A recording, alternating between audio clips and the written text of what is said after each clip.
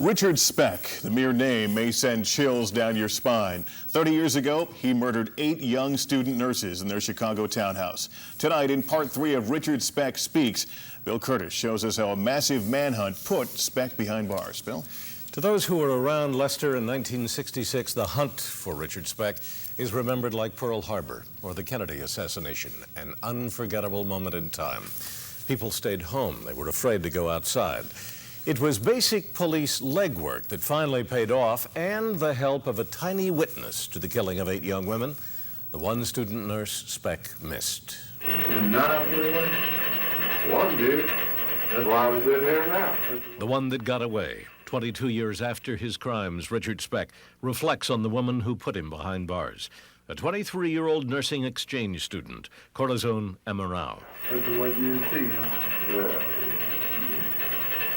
If none of them got away, I would be sitting here. For 3 hours, Cora hid under a bunk bed and listened as Speck murdered her 8 roommates. On the morning of July 14th, 1966, she emerged shaken but determined to help police find the killer. Well, you are. You've been very helpful. Never made available before, this scratchy recording is the first police interview with Cora, made just hours after the killings. When you see this fellow, you'll know in your own mind, because the voice, the way he walks, the way he holds his hand, But they will attack me. Pardon? They will attack me. Oh, no. Cora fears the killer will somehow return for her. Still, she is determined to help. Her description results in this composite sketch. Police had put a face to their killer. Now they needed a break. In the Cook County evidence locker are 2 battered suitcases, still filled with the clothes of Richard Speck. 30 years ago, they helped provide that break. 8:45 a.m., just hours after the murders, at 100th and Torrance, burglary detective Eddie Wielazinski stopped to question Dennis Ryan, a gas station attendant. The attendant told us about some guy prior coming in there with a couple suitcases and wanted to leave him there for the night, and mentioned the fact that he said something about being a seaman. That tip led Wielazinski to the hiring hall for seamen shipping out of Calumet Harbor, directly across the street from the townhouses. There, a steward recognized Cora's sketch. Speck had been in looking for a job. He's looking for the assignment slip, and he went into the wastebasket by it, and he pulled out this assignment slip, and there's the name of Richard Franklin Speck. As Speck's name was being picked out of the trash, the killer was sleeping in at the Shipyard Inn, less than a mile from the crime scene. Speck woke the morning after the murders around 11 a.m. The following afternoon, Speck drifted west to Chicago's Skid Row. Skid Row, we never thought of looking at Skid Row. Here's a merchant seaman, money in his pocket. What would he be doing in Skid Row? Carl Sandburg had dubbed it the Boulevard of Forgotten Men. Drunks, down-and-outers, people who needed to disappear. None more so than Richard Speck. Using an alias, he checked into the Star Hotel on West Madison, one of the Row's finest. I tell you, pigsties and farms would be a lot better than what the Star Hotel was. You'd walk through human waste and urination and everything else. On Friday night, Speck slept off yet another drunk as police scoured the city. He hoped to catch a freight train out of town the next day.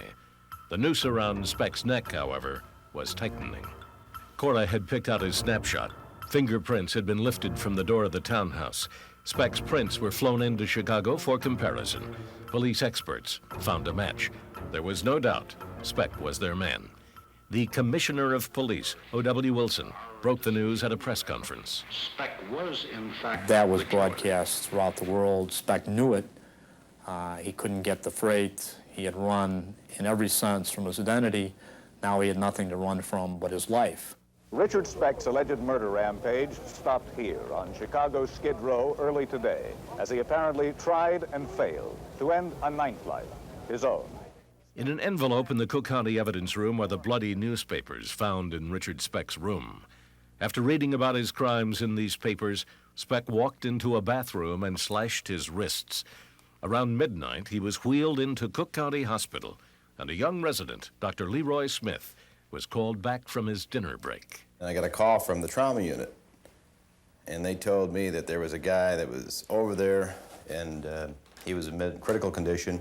And as I was leaving, the Tribune truck had pulled up and dropped off these newspapers. I was reading about the tattoos, Born to Raise Hell. So I went back there and I took some alcohol swabs. And I wiped the blood away, and I saw this V, this large V up here, and I wiped more, and there was Born to Raise Hell.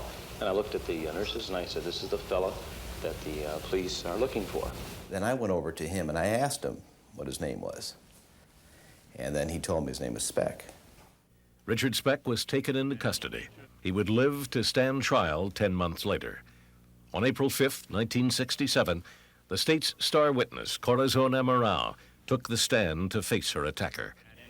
Prosecutor Martin asked if she could identify the killer. Corazon stood up, unlatched the door to the witness stand, stepped down, walked past the jury and the counsel table where we were seated, walked to the defense table, walked to within inches of Speck, pointed directly at his head, and said in an unmistakably clear voice, "This is the man." It took the jury only 45 minutes to come back with a verdict, guilty on 8 counts of murder. Corazon Amaral had gotten her man. Tomorrow night at 10, the unthinkable Richard Speck's unbelievable life in Joliet Stateville Prison. How he apparently tried to make himself into a woman and led a life of drugs, sex, and good times in a maximum security prison. The telling is still chilling and fascinating 30 years after, isn't it? Especially for people who were too young then to actually remember the details. They may remember the name Richard Speck or the crime or someone who refers to it. But it is a piece of Chicago history. To see it all retold. Thanks, Go. We look forward to tomorrow night.